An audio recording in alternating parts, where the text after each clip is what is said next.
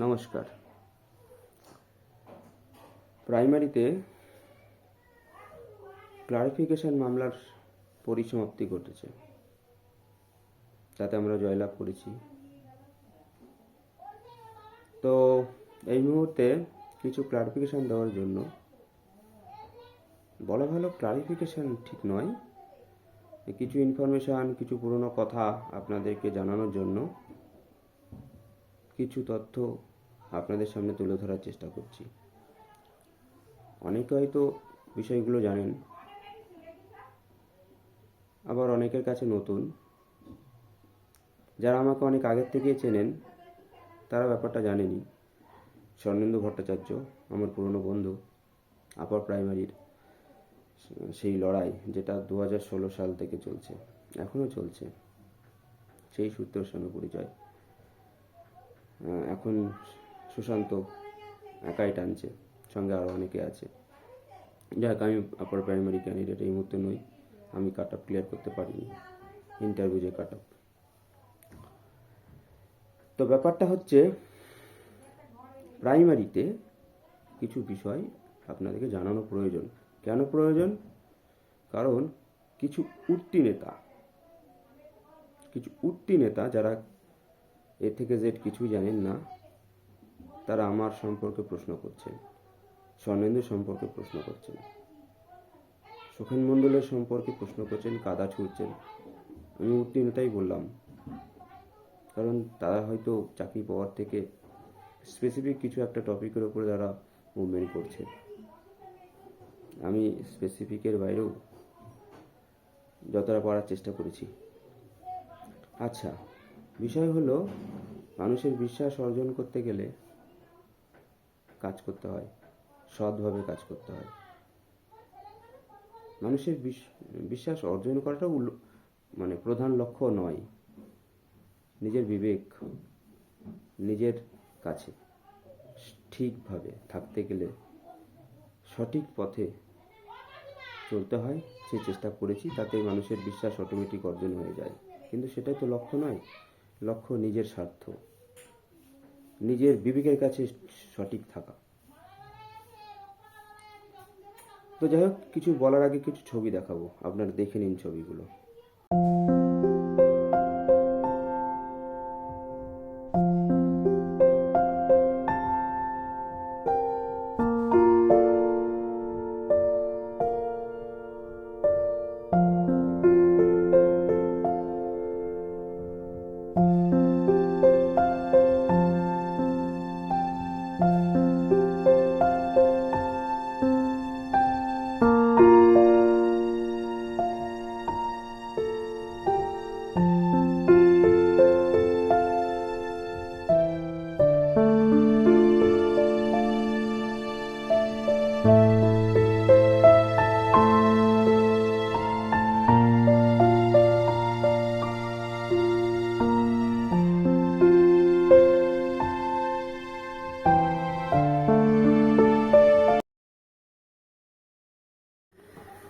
ছবিগুলো দেখলেন, অনেক পুরনো ছবি। 2018 সালের 28শে জুন, যেদিন এনসিটি নতুন গ্যাজেট প্রকাশ করে প্রাইমারিতে বিএডদেরকে এলিজিবল ঘোষণা করলো, তার পরের দিন থেকে রাস্তায় নেমে আন্দোলন শুরু করলাম। আন্দোলনের হাতে খড়ি আমার অনেক আগেই হয়েছে, তার 2016 সালের আপার প্রাইমারি আন্দোলনের সেই সূত্রপাতে আমার আপনাদের সকলের প্রিয় অ্যাডমিন স্বর্ণেন্দুর সঙ্গে পরিচয়। আরও অনেকে আছে। বর্তমানে আপার আন্দোলনের যে মহানায়ক এখন আমরা দেখছি, যাকে সৌম্যের সঙ্গে পরিচয়, আরও অনেকের সঙ্গে পরিচয়। যাই হোক, এই মুহূর্তে আমি আপারের ক্যান্ডিডেট নই। আমি আপারের ইন্টারভিউতে ডাক পাওয়ার যে কাট অফ, সেই কাট অফ ক্লিয়ার করতে পারিনি। তো প্রাইমারিতে যেদিন আমরা এলিজিবল হলাম, সেদিন থেকে আমার মনে হলো আন্দোলন প্রয়োজন আছে। কারণ আন্দোলন কেন প্রয়োজন আছে তার ব্যাখ্যা আপনারা বুঝতেই পারছেন। 2018 সাল আর 2020 সাল, মাঝখানে প্রায় 1.5 বছর, যদিও তখন কোনো নোটিফিকেশন বেরোয়নি, কিন্তু রাজ্য সরকার কিন্তু কোনো মতেই, বিশেষ করে পর্ষদ, কোনো মতেই কিন্তু এনসিটির এই গেজেটকে কিন্তু মানতে চাইছিল না। আপনারা অনেকবার, এবং আমি নিজে তার সাক্ষী, আমাদের মাননীয় যিনি বোর্ডের যিনি প্রেসিডেন্ট ছিলেন, তিনি কিন্তু সেই বিষয়টাকে ভালোভাবে নেননি। যাই হোক, 18 সালের 28 জুনের পর থেকে জেলায় জেলায় ডেপুটেশন কর্মসূচি নেওয়া হলো, প্রত্যেক জেলায়। আমার বাড়ি চাকদাতে, আমার মনে পড়ে ডেপুটেশন দেওয়া, আইনি পদক্ষেপে এগিয়ে যাওয়া, কারণ আমাদের মনে হয়েছিল যে আমরা এলিজিবল, আমরা এবার প্রাইমারিতে সরাসরি নিয়োগের দাবিদার। তার কারণ আপনাদের মনে আছে, তখন তৎকালীন শিক্ষামন্ত্রী, আমাদের শিক্ষামন্ত্রী যিনি ছিলেন পার্থবাবু, উনি কিন্তু বলেছিলেন যে ট্রেন্ড হলেই সরাসরি নিয়োগ করা হবে, এবং বাস্তবে সেটা করাও হয়েছিল। ডিএলএড ক্যান্ডিডেটকে নিয়োগ করা হচ্ছিল ইন্টারভেলে, যারা টেট পাস করেছিল 2014, তাদেরকে কিন্তু একটা ব্যাচ কিন্তু অলরেডি তাদের নিয়োগপত্র দেওয়া হয়েছিল। তো সেই রাস্তায় আমরাও তো এলিজিবল, আমরা তো ট্রেন ক্যান্ডিডেট, এনসিটির গেজেট সেটা বলছে, তাহলে আমাদের কেন করা হবে না? তো সেই সময় আমাদের মনে হলো আমাদের সার্টিফিকেটটা পেতে হবে, টেট পাস সার্টিফিকেটের প্রয়োজন, যেটা 14 টেটের নোটিফিকেশনে উল্লেখ করা ছিল, টেট পাস যারা করবে তাদেরকে সার্টিফিকেট দেওয়া হবে।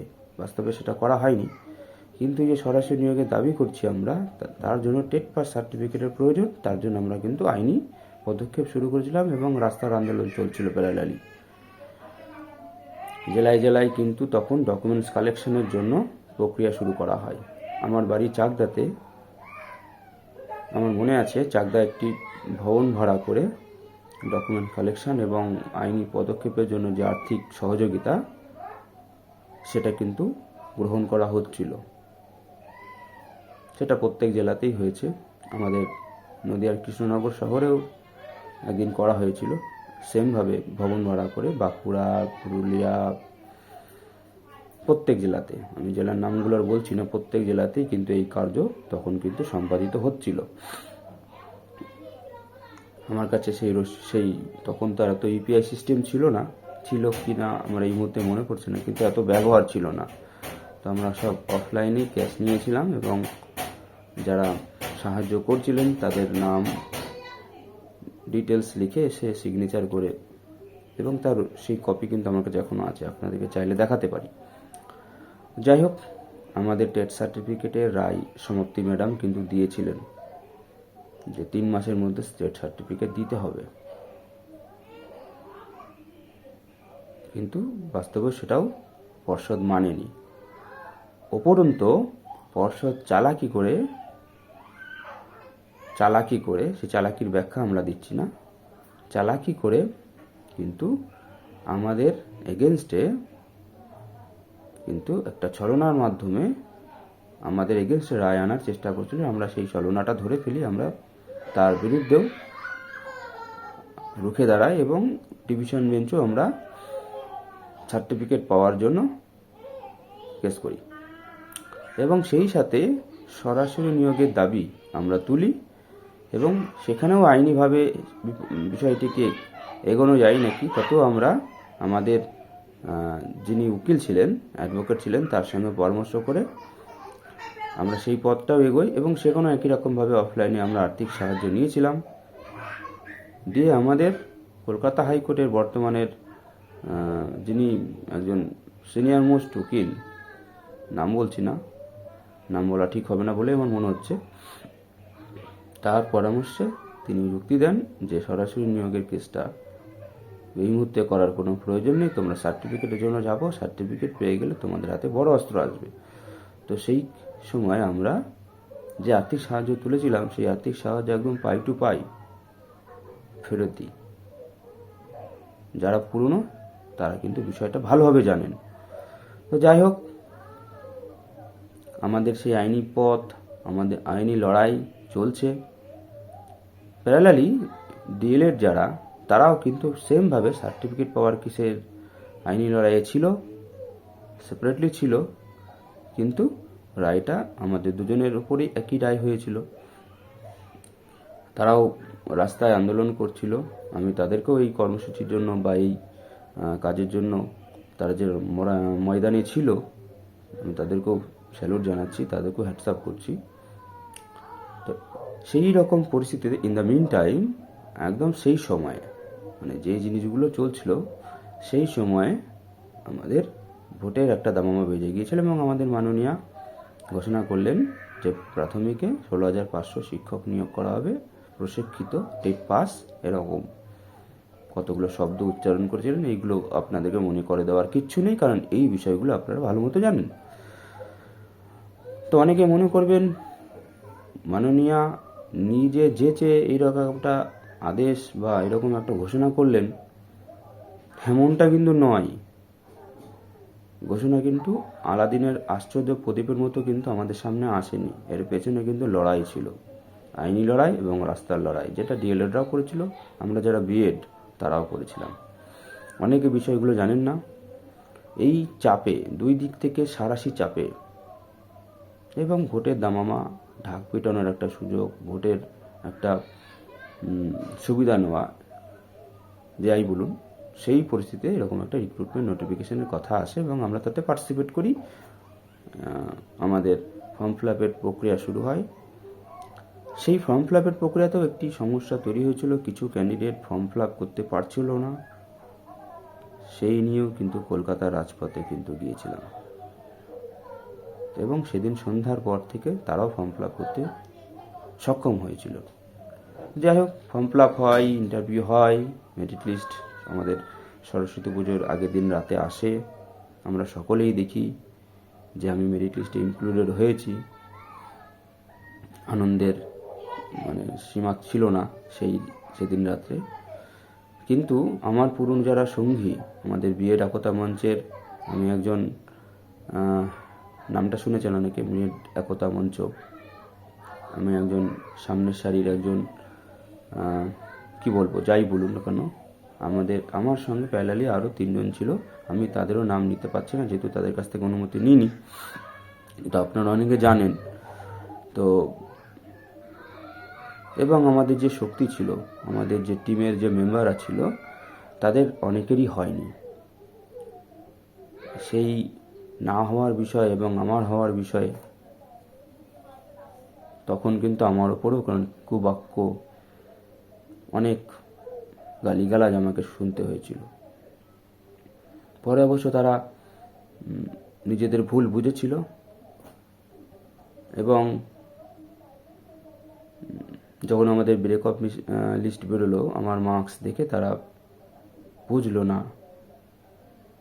সুখেন ঠিক পথেই চাকরি পেয়েছে। তারপর থেকে তাদের মনোভাবের পরিবর্তন আমি লক্ষ্য করেছি। তো বিষয় হলো, মেরিট লিস্ট বেরোনোর পরে ফেব্রুয়ারিতে যারা জয়েন করে গেলেন, কি আশ্চর্যভাবে দেখুন, ফেব্রুয়ারিতে জয়েন করানো হলো, তারপরে কিছু ক্যান্ডিডেটকে, মানে ম্যাক্সিমামটাই আটকে রাখা হলো। জুলাইয়ের মানে ভোটের পরে তাদের জয়েনিং দেওয়া হলো। যারা ফেব্রুয়ারিতে জয়েন করে গেলেন তারা তো হয়তো জানেন না, যেই মাঝখানের এই সময় আমরা কিভাবে জেলায় জেলায় আন্দোলন সংগঠিত করেছি, রাস্তা অবরোধ করেছি, ডিএমকে ডেপুটেশন দিয়েছি, চেয়ারম্যানকে আটকে রেখেছি সারা রাত। আমাদের নদীয়া জেলায় টেম্পোরারি একটা স্টেজ বানিয়ে আমরা কর্মসূচি সম্পাদন করেছি। প্রত্যেক জেলাতেই হয়েছে, কোনো জেলায় এখানে পিছিয়ে ছিল না। আবার বলছি, যারা ফেব্রুয়ারিতে জয়েন করেছেন তারা হয়তো জিনিসগুলো জানেন না, না জানারই কথা। তো সেই পরিস্থিতিতে জয়েন হয়ে যাওয়ার পরে 2 বছর, যেহেতু আমাদের একটা সার্ভিস কনফার্মেশনের একটা বিষয় থাকে, চুপ ছিলাম, কোনো আন্দোলন সংগঠিত করার নিজের থেকে চেষ্টা করিনি। 2 বছরের পর থেকে ট্রান্সফার একটা ইস্যু, যেহেতু আমাদেরকে প্রত্যেককে দূরে আমি নিজে 300 কিলোমিটার দূরে চাকরি পেয়েছি, আমার থেকেও অনেক দূরে অনেককে পোস্টিং করা হয়েছে। তো ট্রান্সফারটা এখন এই মুহূর্তে আমাদের একটা বড় ইস্যু। কিন্তু ডিএডের বিএডের যে লড়াই, যেটা দেবেশ শর্মা 2021 সালের নভেম্বর মাসের পর থেকে করছিল, সেই সময় আপনারা অনেকে জানেন না, আমি নিজে উদ্যোগ নিয়ে দেবেশ শর্মাকেও প্রায় 1,2 বা তার বেশি, আমার এক্সাক্ট ফিগার মনে নেই, কারণ 3 দফায় তাদেরকে টাকা পাঠিয়েছি, কালেকশন করেছি, আপনারাই সেখানে হেল্প করেছেন, সবাই করেননি, দিয়েছি। এই বিষয়টা হয়তো আপনারা অনেকে জানেন না। আমার এখন মনে হচ্ছে যে সেই লড়াইয়ে যদি আমরা আমাদের 8 তারিখের লড়াইয়ের মতো যদি রুখে দাঁড়াতাম, তাহলে 11/8/2023 অর্ডারটা উল্টোই হতো। যাই হোক, সেটা হয়নি। কিন্তু তারপরে ডিএড বিএডের এই অর্ডার হওয়ার পরে যে জটিলতা তৈরি হয়েছিল, যারা ইন সার্ভিস তাদের ভবিষ্যৎ কি, সেই যে জটিলতা, সেই জটিলতাতে অর্ণব ঘোষ, যে একজন নট ইনক্লুড ক্যান্ডিডেট, তার করা ক্লারিফিকেশন মামলা ডিসপোজ হয়। এবং সেখানে আমাদের প্রথমে মনে হয়েছিল যে নট ইন সার্ভিস কী করে ক্লারিফিকেশান চাইতে পারে, এর উল্টোপাল্টা ক্লারিফিকেশান চাওয়াতে নিজে একজন বিএড ক্যান্ডিডেট, আমাদের উপর খারাপ প্রভাব আসবে না তো? তাতেও আমরা একটু সক্রিয়তা দেখিয়েছিলাম, দিল্লিতে গিয়েছিলাম, আপনারা জানেন। এবং আজকে অনেকে বুঝছেন, যারা নট ইন সার্ভিস, যারা এই মুহূর্তে যারা কোনো রকম চাকরি পাননি, তারা বুঝছেন যে অর্ণব ঘোষের ক্লারিফিকেশন মামলা তখন তাদেরকে আত্মঘাতী সিদ্ধান্তের মতো হয়েছে।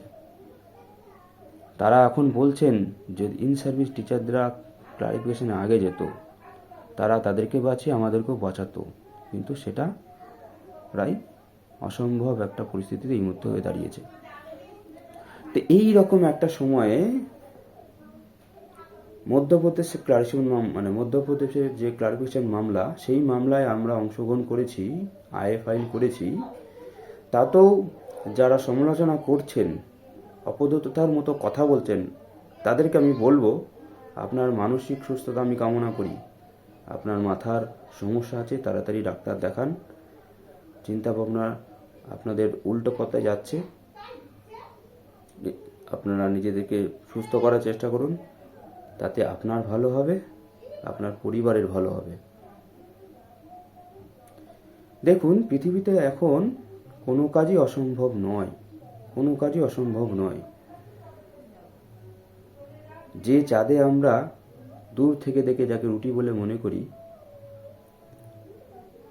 তার প্রকৃতটা কিন্তু আলাদা, পুরোটাই আলাদা। এবং সেখানে ল্যান্ড করা, যেটা আমরা এতদিন ভাবতাম, সেটাও সম্ভব হয়েছে। তো অসম্ভব কাজ কিন্তু বর্তমানে নেই। যারা বলছেন আমি চাকরি পেয়ে গেছি, আমার চাকরি খাওয়ার বা চাকরি চলে যাওয়ার কোনো সম্ভাবনা নেই, হতেই পারে না, আমি বলবো তারা তাদের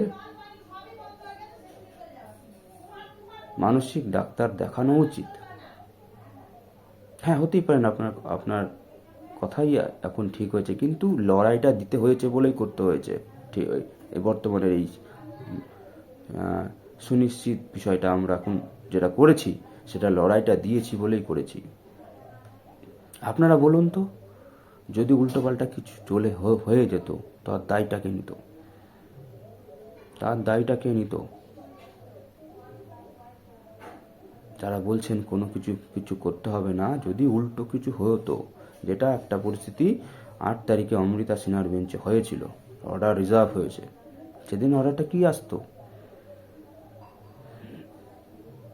আজকে সেই জিনিসই যদি 8ই এপ্রিল সুপ্রিম কোর্টের অনিরুদ্ধ ঘোষ যদি করতো, যদি আমরা নিজে গিয়ে না বলতাম যে এটা অ্যাপয়েন্টি টিচারদের করা ক্লারিফিকেশন মামলা, আমাদের এই স্ট্যাটাস, আমাদের এই বিষয়, আমাদের এই সময় রিক্রুটমেন্ট হচ্ছে, আমাদের কোনো এসএলপি নেই, এই কথাগুলো যদি না বলা হতো,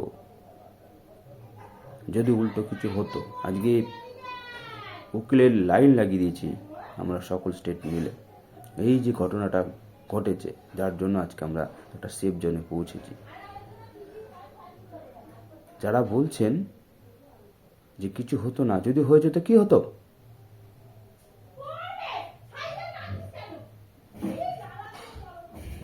8 তারিখের মামলার শুরুতেই প্রতিপক্ষরা উত্তরাখণ্ডের সেদিনই জাজমেন্ট হয়েছিল, প্রসঙ্গ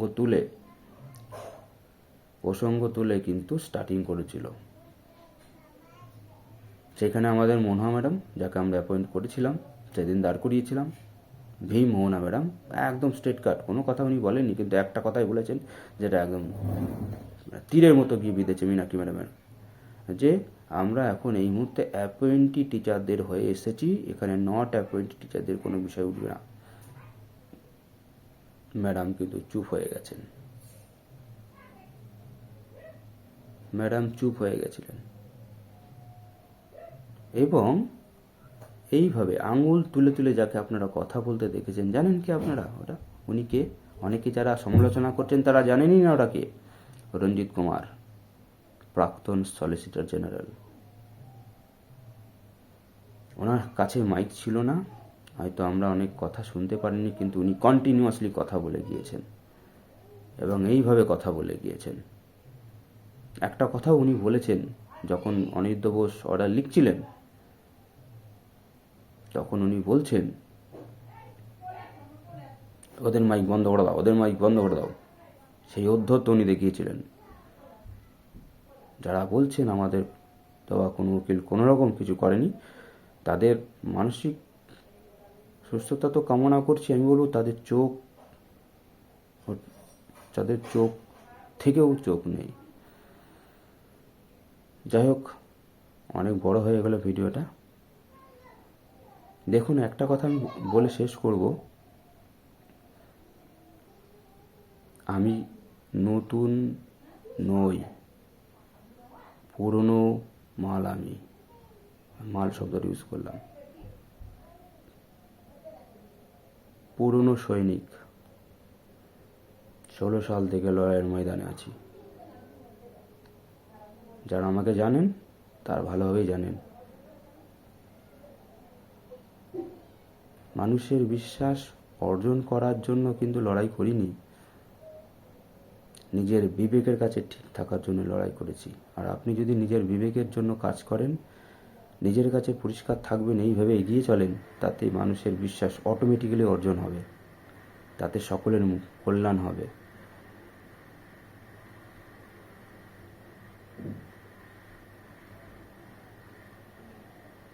তাই সমালোচনা না করে যারা কাজ করছে তাদের কাজ করতে উৎসাহ দিন।